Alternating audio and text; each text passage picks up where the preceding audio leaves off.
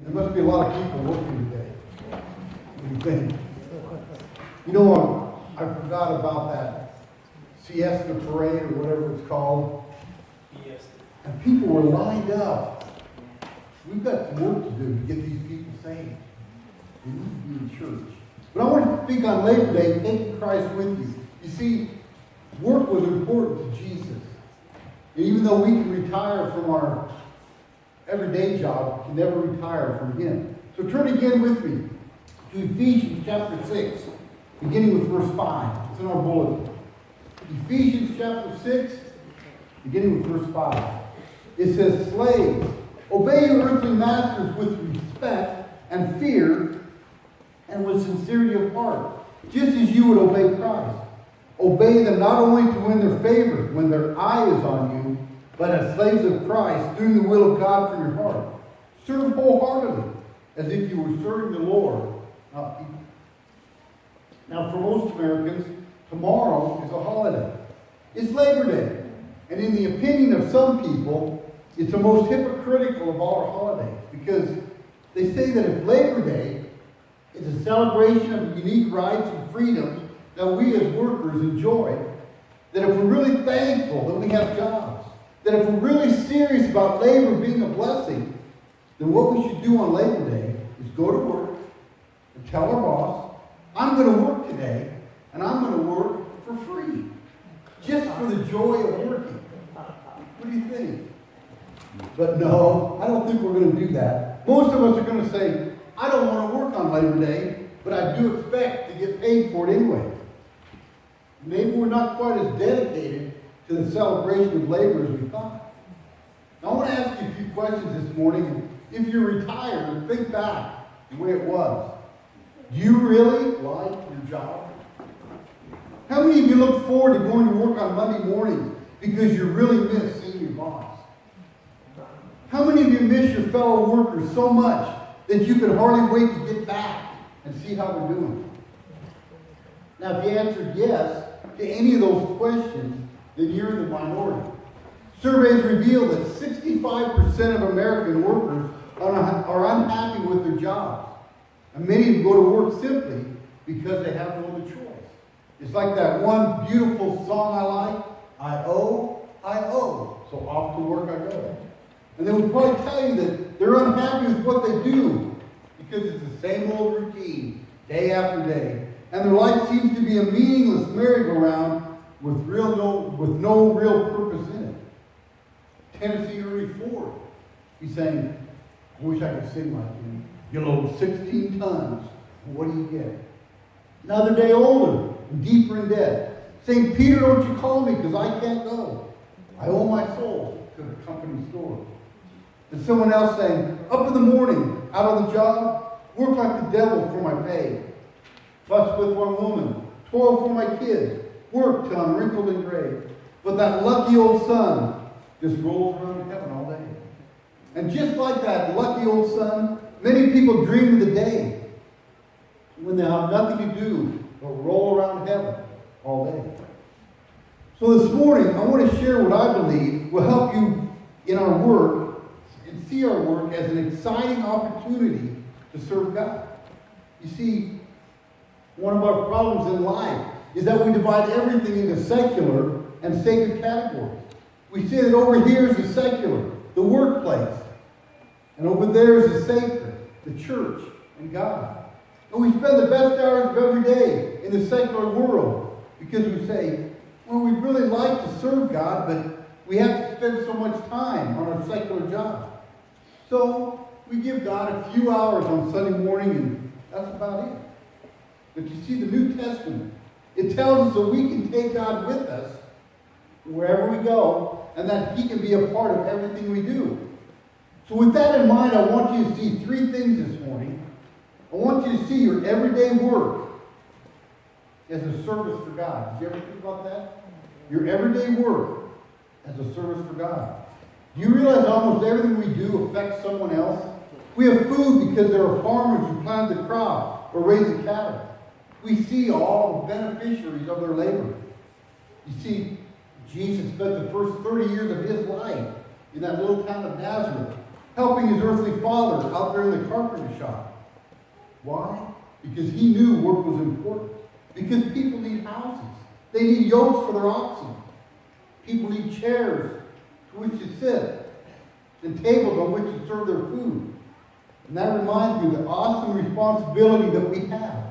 What we say and what we do are so important. And it makes a difference because others are affected by what we do.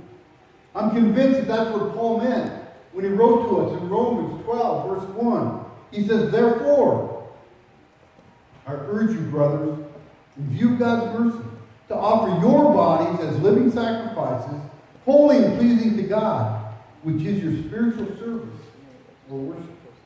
You see, we can serve God in the way we work and where we work every day. We can serve God where we work. You say, well, wait a minute. You don't know where I work.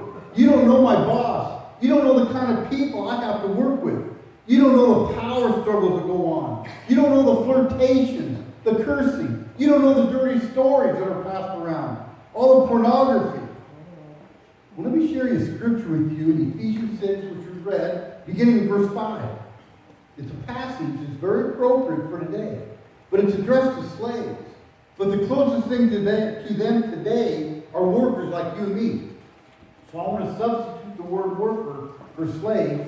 And listen to what God has to say to us. Workers or employees, obey your earthly masters or your bosses with respect and fear and with sincerity of heart, just as you would obey Christ.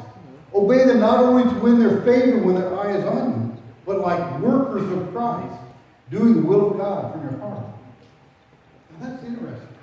He's saying, even though your boss is a two-legged monster who's about as sinful as anyone you've ever seen, do your work for him as if you're doing it for Jesus himself. You say, well, wait again. You don't know my boss. Well, you would never, ever suggest that. I work in a very sinful office, in a very sinful company. There's no way that Christian principles will ever change that. Well, I want to take you back to the Old Testament for a moment, and let's remind ourselves of good old Daniel. You've heard about him ever since you were children in Sunday school. Daniel was carried away captive to Babylon, taken from Jerusalem, where he was surrounded by people who believed what he believed, who believed in one God. But now he's in a total pagan environment in Babylon. And as time passed, King Nebuchadnezzar appointed him a government official. He became a government bureaucrat. Now, if a lot of what we hear is true, if you want to get as far away from God as you can, become a government bureaucrat and move to Washington, D.C. That's sad, but it's true. Serve in that kind of environment, and you'll be about as far away from God as you can possibly be. But there's Daniel, working in his government office, sitting behind his government desk, doing all his duties as a government bureaucrat. He was able to serve God. And King Nebuchadnezzar respected his faithfulness to his God. And Daniel rose higher and higher among the leaders of the country. And then King Nebuchadnezzar died. The Babylonian Empire began to disintegrate. And finally it was conquered by King Darius. Once again, Daniel's outstanding qualities were recognized. And he was soon appointed one of the highest officials in the land. But there came a time. There came a time when pressures were put on him to do things that were against God. So Daniel said, whoa, that's enough. That's as far as I can go. And King Darius, who had become his friend, was forced to have Daniel thrown into the lion's den. And you all know the story. God shut the mouth of the lions, and Daniel was unharmed. The next morning, Darius came rushing to the lion's den, expecting to find the mangled bones of Daniel. But listen to what he says in verse 20 of the 6th chapter of Daniel.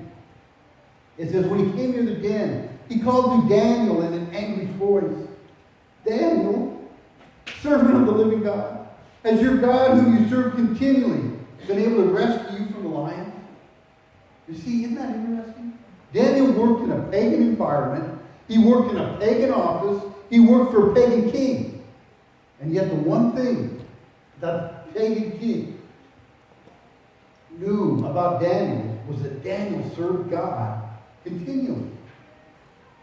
Do your fellow workers know that? Do you try to serve God continually in the environment of your work? Or do you just fit in? Have you seen yourself as a walking temple of God? Have you been able to put God first where you work? So all your workers will know that you're trying to serve God? You say, well, Daniel, he was extraordinary. I'm just ordinary. And if you're ordinary, thank the Lord that he made more, because he made more ordinary people than he did anybody else. He didn't make very many geniuses or rocket scientists. He didn't make very many talented people. But he made a lot of ordinary people. And God delights in taking ordinary people and infusing them with extraordinary power. And when an ordinary person goes to an ordinary workplace, determined to be faithful to God, yet God can do extraordinary things through him or her. And God is always glorified when that happens. But the third thing I want us to see is that all of us here are ministers, no matter who or where you are. Did you ever think about that? I've had people say, I wish I could get up in front of people like you do. I wish I were a preacher. But I want you to know I spent 5 years working for the Soil Conservation Service.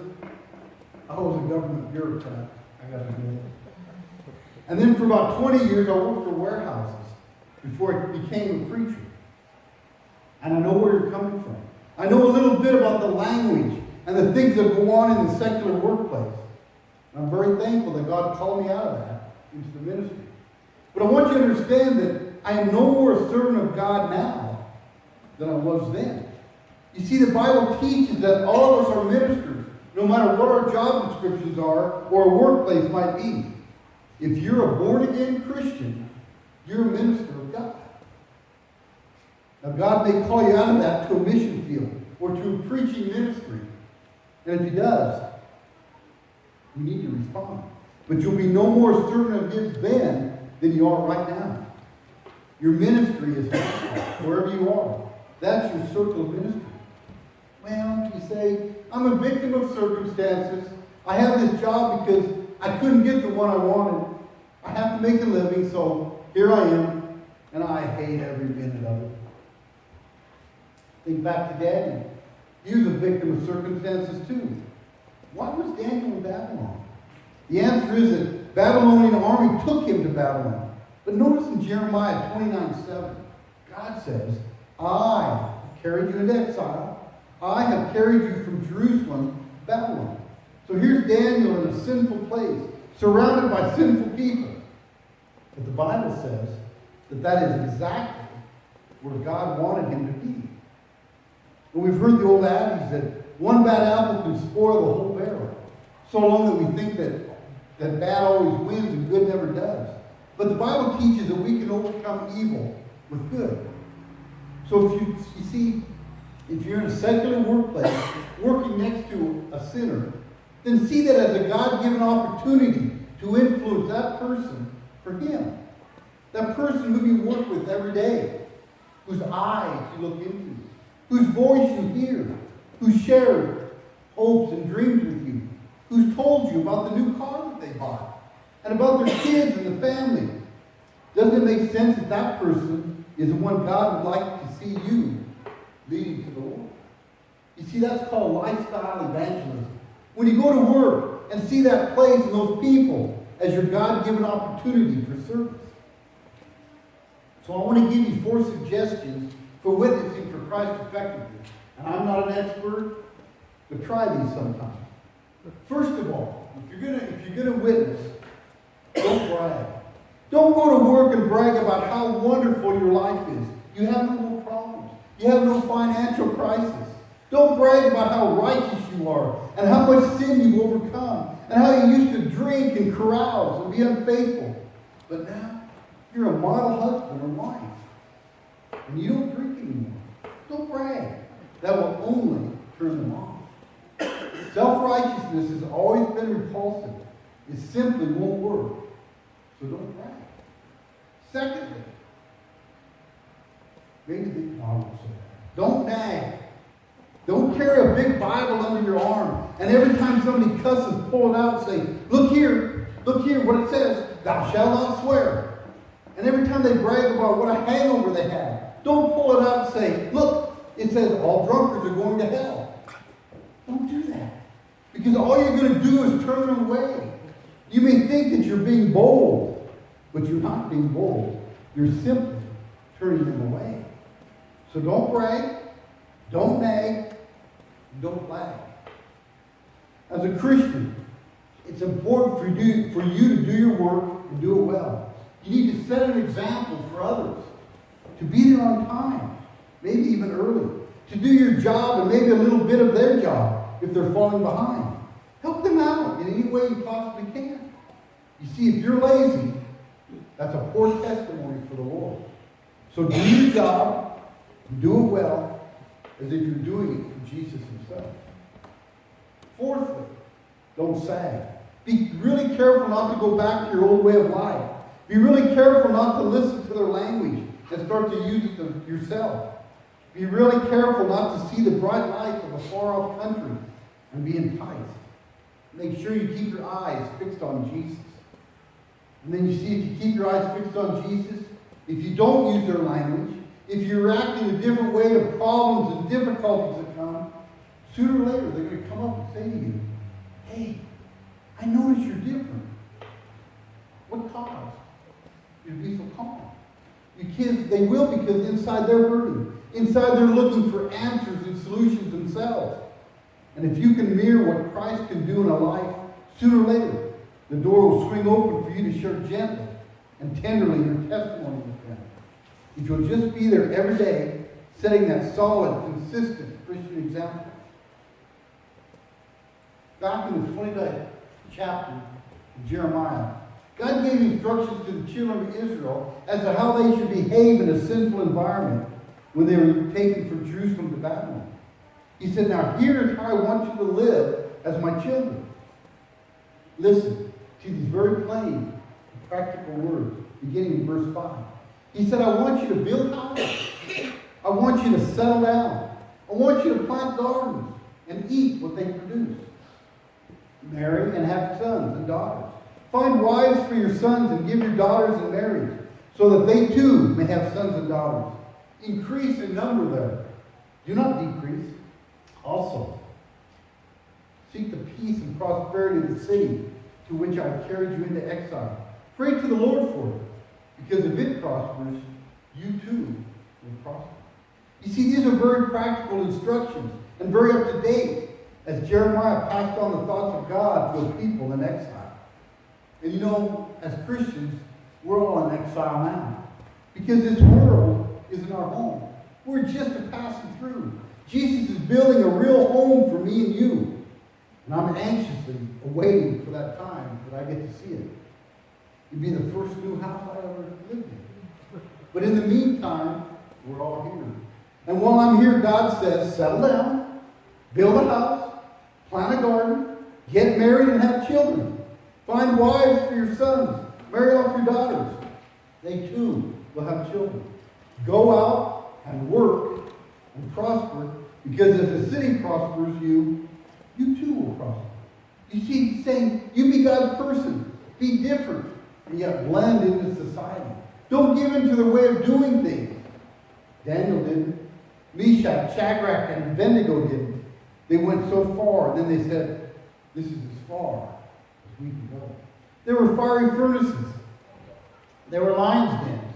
But God saw them through all that. And he'll see us through too.